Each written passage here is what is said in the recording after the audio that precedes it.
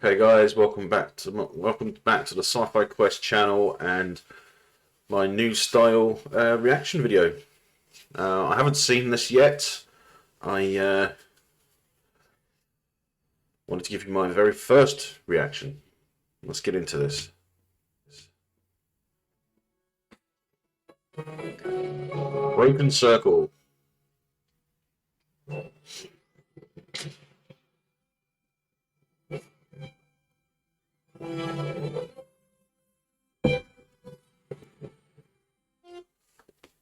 It's nice to see that again. I do like these little opening sequences, but I mean, I like the way that they're different for each show.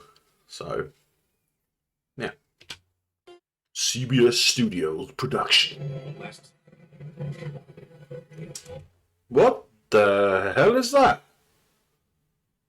Is it my imagination, or is that one of the drone ships from Discovery? Remember these Section 31 drones? That's what that looks like. That looks like a drone ship.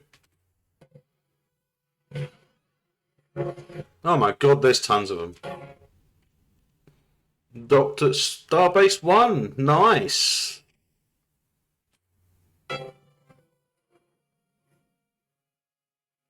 Captain's log, stardate 2369.2.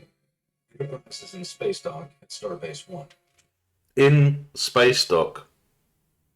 I'm sorry, does that look like that the Enterprise is in Space Dock? Enterprise isn't in Space Dock. Enterprise is docked at Starbase 1. I sense a tension here among the brass that I can't pin down. The feeling that something isn't... They don't actually look very tense. They look quite relaxed, actually. Yeah. Pike, can you just step one step to the left? You're just... There's a lot of empty space. Can you just center yourself on the screen, please?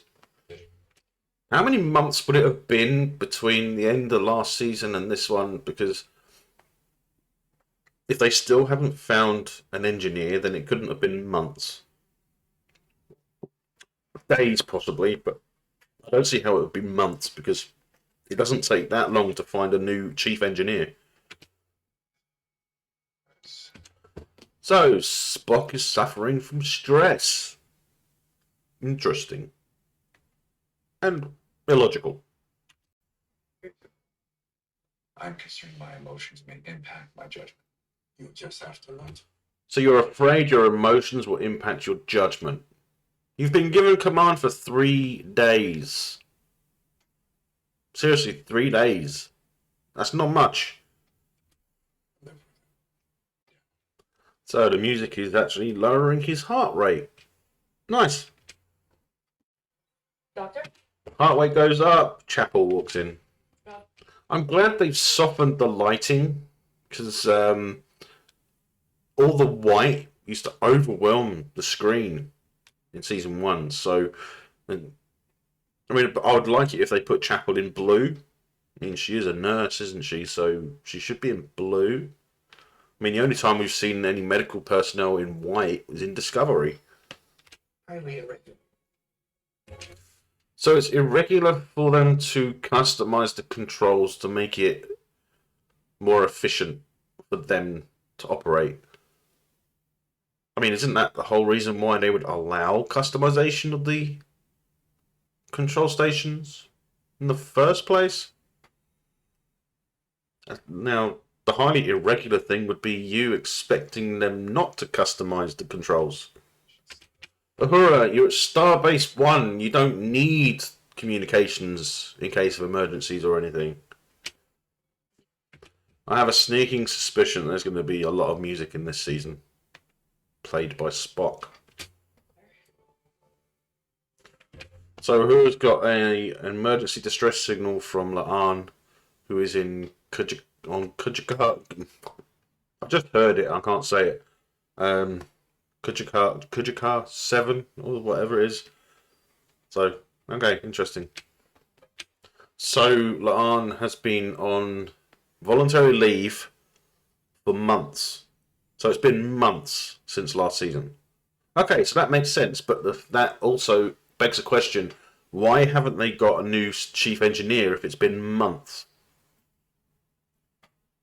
It doesn't make any sense. So the planet in question, Kajatar, seems to be an agreement with the Klingons, and they share, so they don't have to, so they only have one ship, one Federation ship or one Klingon ship at a time, but they never actually there together. To me, that sounds a bit weird. It doesn't sound very inclusive, if you ask me, because you'd think that after the conflict, they would want more. The Federation, at least, would want to open some kind of cultural. I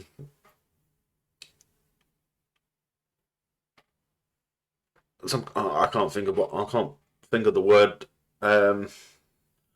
Cultural exchange type deal. You know, where I mean, would it not be better or safer to have one Federation ship and one Klingon ship in orbit at any time? But the weird thing is, from what I can tell, is it's specifically they said Federation ship, no Federation ship. So that would include civilian ships. I would have preferred if they said Starfleet ship, because Starfleet would be in the military arm of the Federation, right? So it would have been better if they actually said no Starfleet ship can go there. Whilst the Klingons are there, because I mean, a Federation ship, you mean a civilian ship is a Federation ship because it'll be registered as Federation. So freighters, transports, that sort of stuff. I mean, they'll still be Federation ships. So you're going to tell me that no Federation ship can go there, which means that you can't even have civilian ships go there because it could start a war. Okay, that's a bit odd. Interesting, but odd. Seriously, how many senior bridge officers do you need to talk to about this? I mean, honestly. And what's medical doing there? I mean, this is a command decision. Obviously, they're going to discuss. They're going to discuss going to get La'an. Obviously, We must steal the Enterprise. we must steal the Enterprise.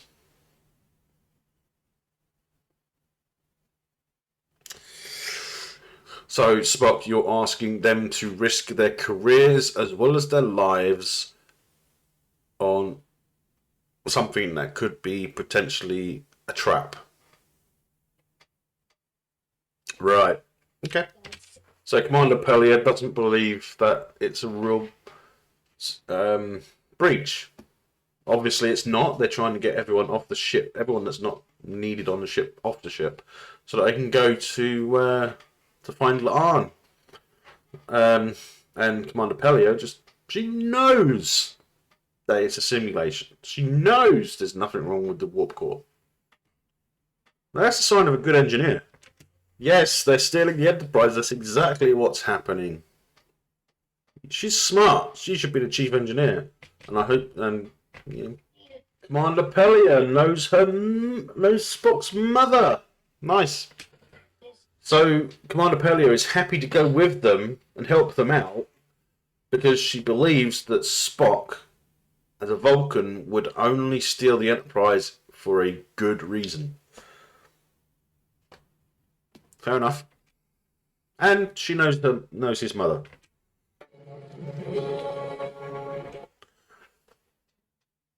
So they had a message from Starbase One saying that they were going to blow the clamps and ordering them to put distance between Enterprise and Starbase One. And then we cut to this scene, and they don't blow nothing. They just disconnect.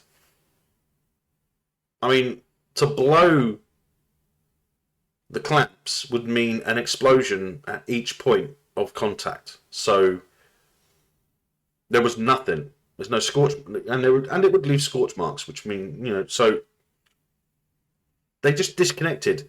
They did not blow the clamps.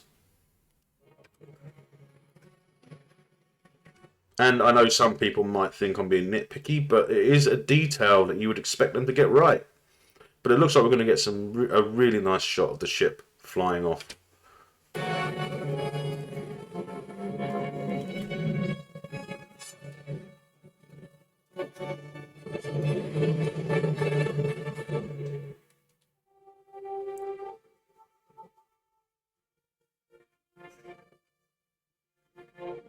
I would like the ship to go. Now. I would like the ship to go. Now. Klingons! Yeah. Lamon.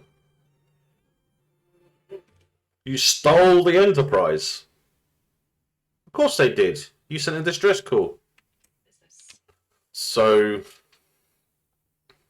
a new syndicate made up of Federation and Klingon soldiers. Interesting. So they joined forces because they didn't know what to do after the war, or was it just that the war suddenly ended and both sides and both of these groups didn't like it, so they joined forces? Interesting, I suppose. So they want to get their hands on as much Federation tech as possible and start another war. All right, okay. Interesting. So Mbenga and Chapel are going to help the medical situation because they bought plenty of medical supplies. Okay. You're telling me that La'an did not know that Uhura had been commissioned as ensign? So La'an's just basically sold the Klingons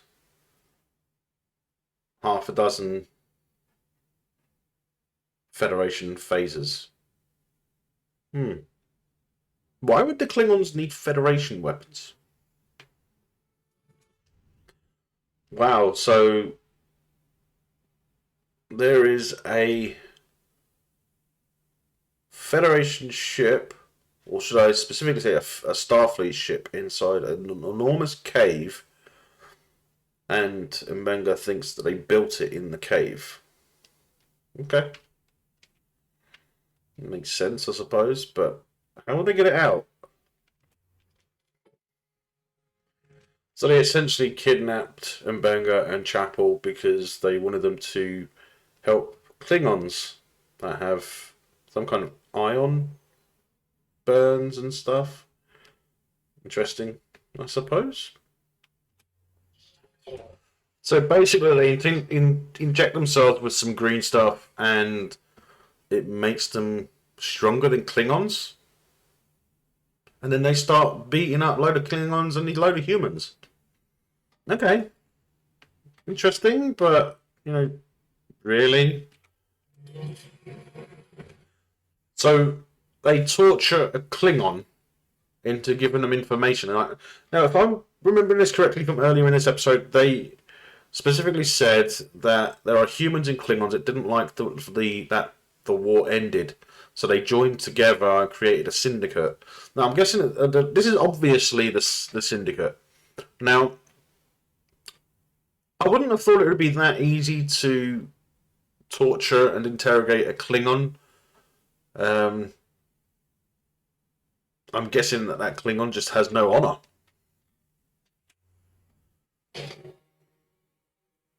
Strange. I find it interesting that a nurse would know stuff about engineering and how to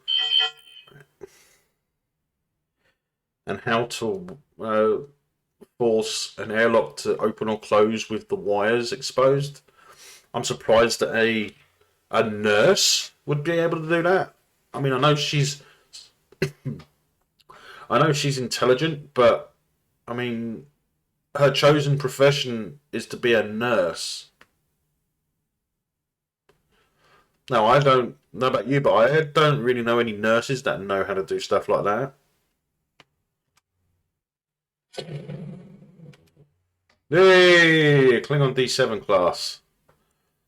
Yes, it's the one we see in Discovery, but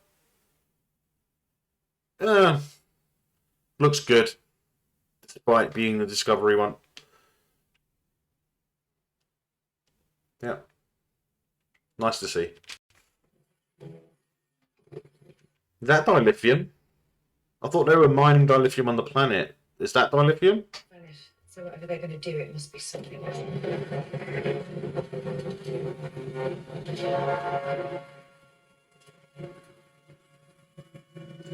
Well, that's not something you would see every day.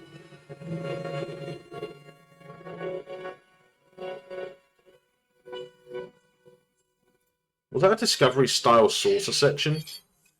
So they changed the transponder code so it wouldn't broadcast just the wouldn't broadcast the identification of the ship, but it will actually send a message. So the message actually reads Enterprise destroy the ship. Well, you can't get more obvious than that. In Morse code 2.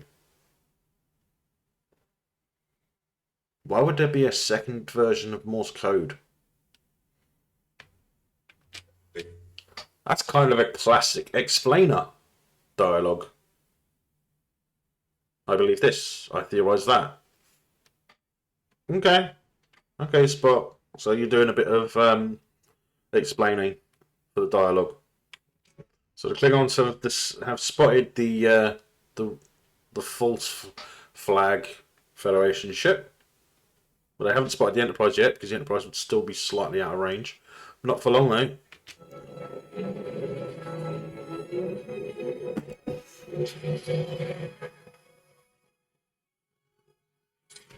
What?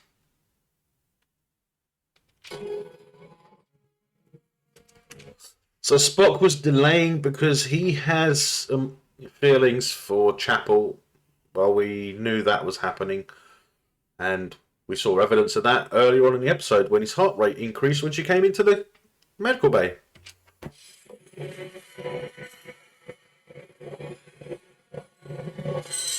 Interesting beaming effect, I suppose.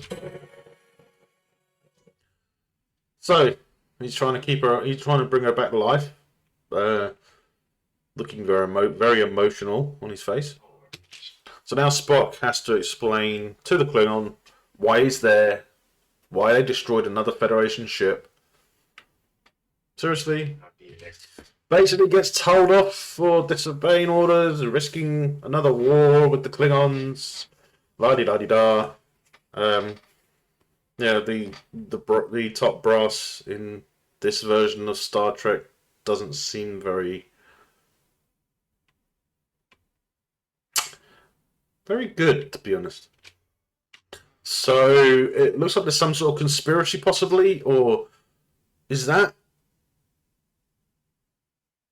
I think I know that has to be that Gorn ship. They've detected the Gorn ship approaching. So I'm wondering if the next episode is going to be the one with the Gorn. We'll find out next week. It is! Wow, I should have been waiting a second. For Nichelle, who was first through the door and showed us the stars. Hailing frequencies forever open.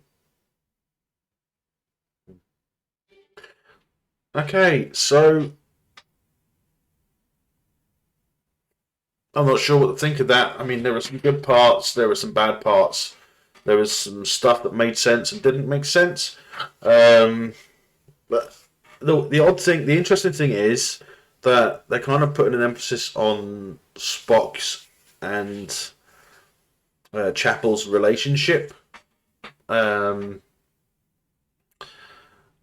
also, it's a lot more action than I would expect. I mean,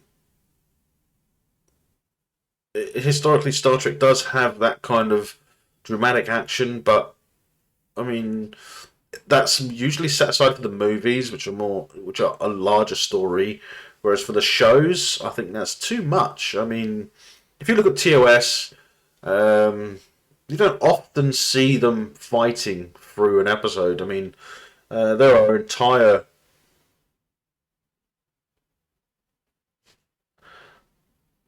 Listen, look, in an entire season of TOS, you'd probably have one or two parts at most where there would be some sort of dramatic action. The rest of it is all mostly dialogue and visuals. But okay, fair enough. I won't do much more on that because I've got a lot of work to edit down this video. So I'll just say it's an okay episode. I mean, it's not great, it's not brilliant, it's not extremely good. But as a first episode, it's not great because it's basically setting up the rest of the season.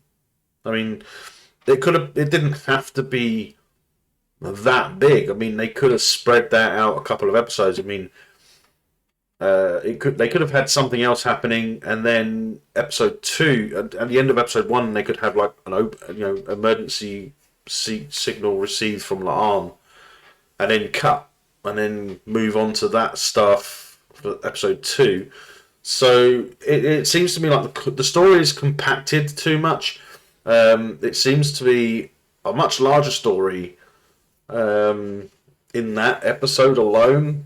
I mean, you probably could have gotten two episodes out of that storyline and that story. So, I mean, some of it felt rushed, and some of it felt like they spent too much time on the wrong parts. Like the fight scenes in the corridors of the ships. I mean, yes, they're impressive, but at the same time, we did not need such a long fight sequence.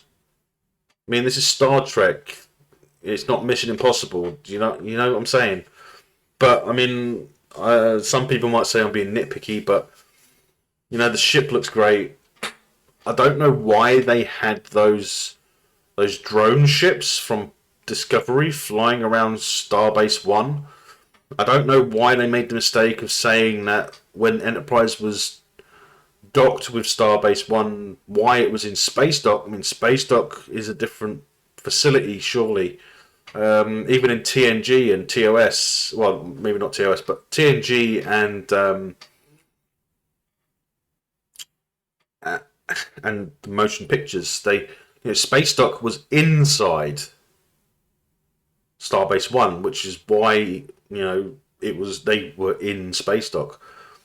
Also, Space Dock, being inside Space Dock would be inside the orbital facilities where they would build the ships. I mean, surely that would be Space Dock.